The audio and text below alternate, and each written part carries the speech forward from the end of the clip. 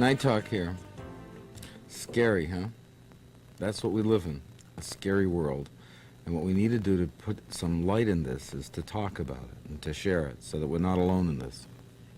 He seemed to think that he could maybe be rehabbed or whatnot. What do you think about that? He has to be taken away from it, period. Removed. Okay. We have Mackay on line A, and he has a serious lover but prefers casual sex. Mackay? Yes. How old are you, Mackay? I'm 24. Okay, what's the story? Well, I've been in this relationship with this man for about 8 months, and it's probably the best relationship that I've ever had in my entire life, and I just seem to be doing things to screw it up left and right. Like what? Well, namely, like I said, I have slept with anonymous strangers as opposed to sleeping with him. I've lied to him. I've done things that I knew that I shouldn't have done that I would get caught for. And I don't know, I love him, and I just do things to hurt him all the time. So, what are you trying to do? Figure out why I'm doing it. Well, that's what I'm trying to ask.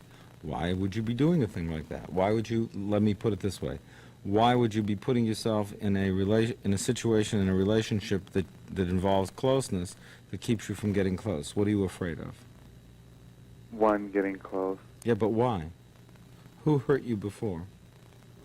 Well, there's a lot of kids who come from divorced families, and naturally, that affected me. My mom and dad got divorced when I was 10, but when I was 15, I was raped, and I really didn't feel capable of having relationships after that.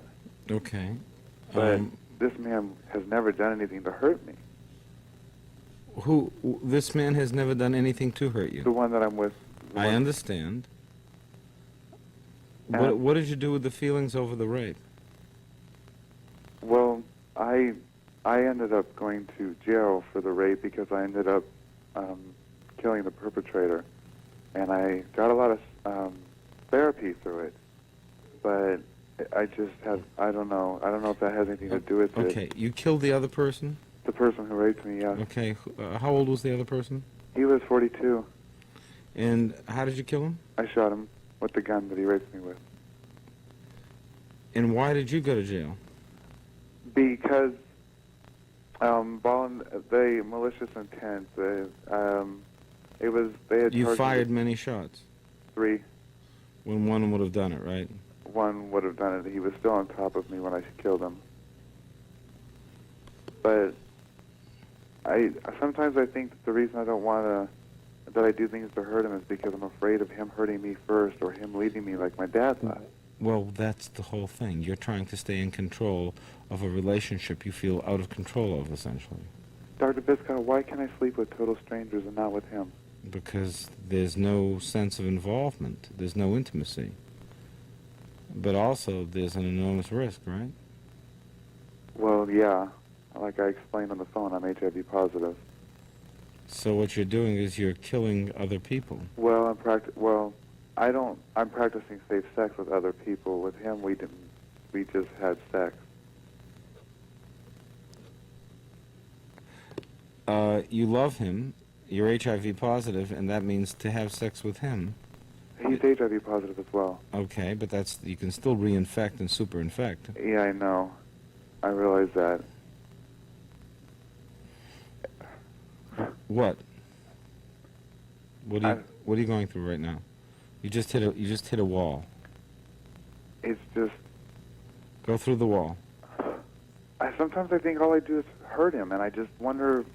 You were talking earlier to a woman who was taking it out on her boyfriend because of what her mother did.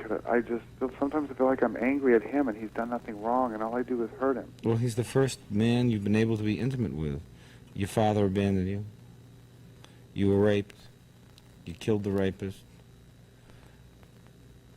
This safe sex, this promiscuous sex has got to stop. I mean, that's destroying you.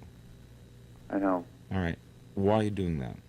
I'm looking for the intimacy in the sex, but it's just safe because it's over when it's over. I can control it. But you can't. No. No.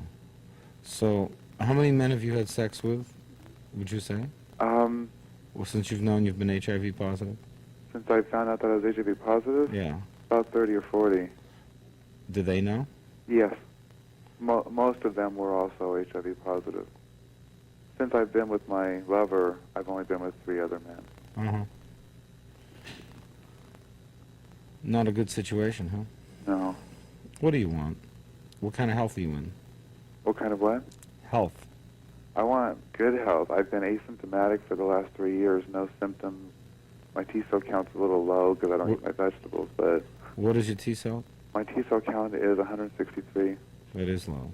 Yeah, it's under 200. It's an AIDS diagnosis with a symptom, but I don't have any symptoms. Okay. And your partner? I believe his is around 200 or lower. He's had pneumocystis pneumonia a few times. So he has AIDS. Yeah, he actually has AIDS.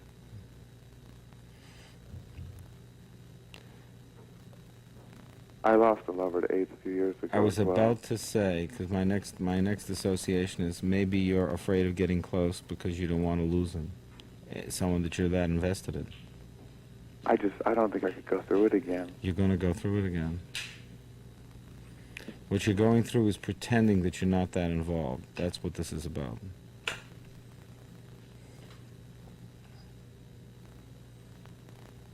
Hello? I'm here.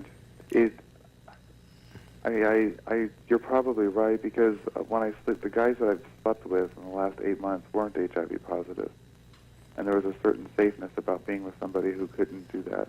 Who couldn't die. Who couldn't die? That's what this is about. You're with someone who's dying.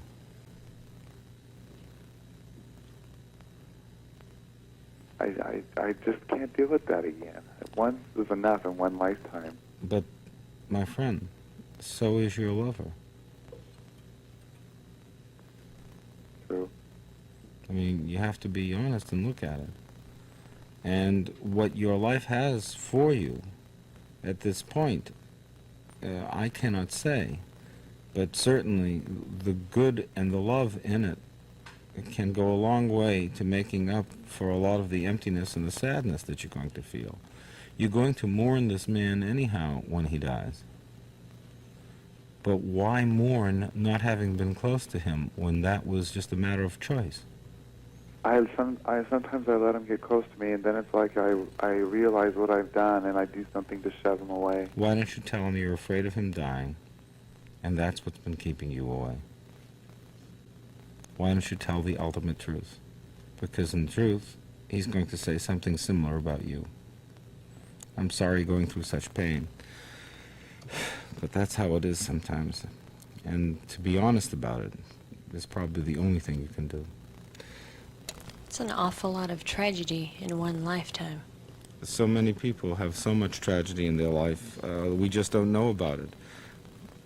Okay, let's take Karen. She's on. We're not going to be able to. We're done. This is it? This My is it. gosh. Yeah. It's gone by so quickly. You know, that whole thing about tragedy, let me tell you something. I remember medical school, I had a pathologist who once said, when a person dies and they examine his body in autopsy, the question is not how he died, but how he could have stayed alive with so much wrong with him. And so many lives have so much pain and so much suffering. I think it's good to get your life in perspective, to understand how you fit in with the rest of the world, and to do those things about being honest about your feelings, to lower the pain so you can make your contribution. Good night. We'll see you next week. You may wish to contact the Viscott Center at 1-800-426-4432. The center is open Monday through Friday, 9 a.m. to 5 p.m. Private consultation is available for a fee.